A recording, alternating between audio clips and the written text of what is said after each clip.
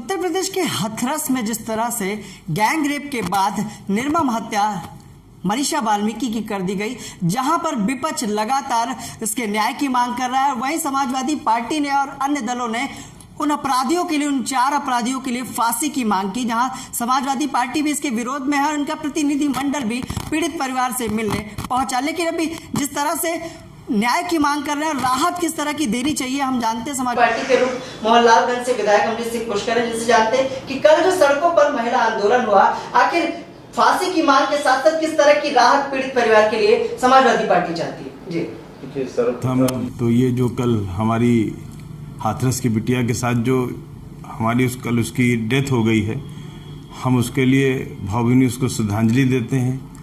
और कल जिस प्रकार की घटना घटी है, मतलब एक ऐसी बेटी को जिसके साथ इतना जघन्य अपराध किया जाता है, जबान काट ली जाती, रीढ़ की हड्डी तोड़ दी जाती है, उस बिटिया के साथ उसको रिपोर्ट नहीं लिखी जाती। जब आज काफ़ी दिन बाद रिपोर्ट लिखी जाती है, फिर उसका इलाज नहीं हो पाता। कल जब इलाज शुरू होता है तो कल जाके इतना चोटें उसको दी गई थी। कल वो बिटिया हमारे बीच में नहीं रही। कल समाजवादी पार्टी के राष्ट्रीय अध्यक्ष जी के निर्देशानुसार समाजवादी पार्टी ने समस्त जिला भर में, पूरे जिले में, उत्तर प्रदेश के हर जिले में अपना कार्यक्रम एक कैंडल मार्च किया और सभी जगहों पे समाजवादी पार्टी की महिलाओं ने और सभी लोगों ने मिलकर उस बिटिया को श्रद्धांजलि दी।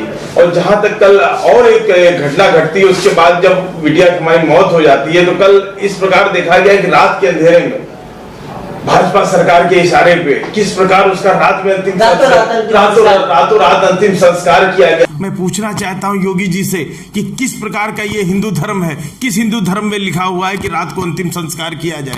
जिस तरह से अपने हिंदू रीति रिवाज में जिस तरह से जलाने की प्रथा है, आखिर उस तरह से नहीं, आखिर क्यों गुपचुप तरीके से रातों रात किया? वहां पत्रकारों की भी एंट्री नहीं मिली थी। देखिए योगी जी अपने आप को हिंदू कहते हैं, किस प्रकार के हिंदू हैं? अगर वो हिंदू हैं तो इस तरह का काम क्यों किया? अगर हिंदू नहीं है तो किसके इशारे पे सरकार द्वारा ये काम कराया गया? सबूतों को मिटाने की साजिश से पीड़ित परिवार को न्याय न मिले, सरकार हमेशा अपराधियों के साथ खड़ी रहती है।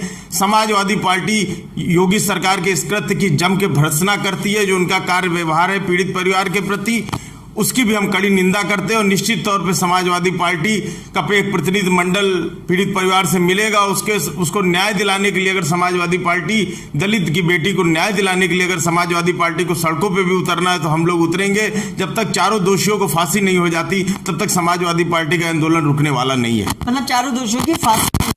जी बिल्कुल, निश्चित रूप से ऐसे दरिंदे जो इस प्रकार की हरकतें करते हैं उनको फांसी से कम तो कोई सजा हो ही नहीं सकती। क्या लगता है फास्ट ट्रैक जिस तरह से सरकार ने बनाया, क्या लगता है उसको जल्द से मनीषा वाल्मीकि केस में हो पाएगी?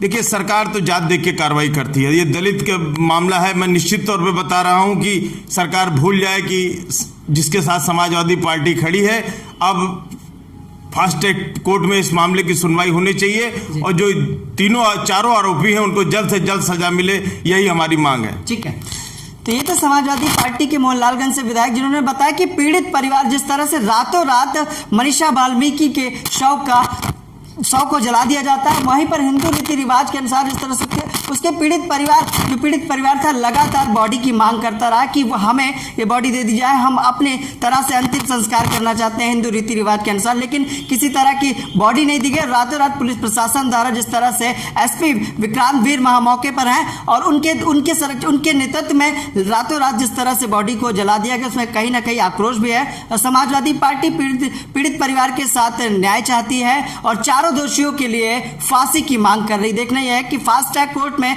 क्या मनीषा वाल्मीकि के केस की सुनवाई जल्द से जल्द होगी या यूं ही ये भी केस पेंडिंग पड़ा रहेगा। वीर मोहित के साथ मैं विक्रम आपसे इजाजत चाहूंगा। नमस्कार।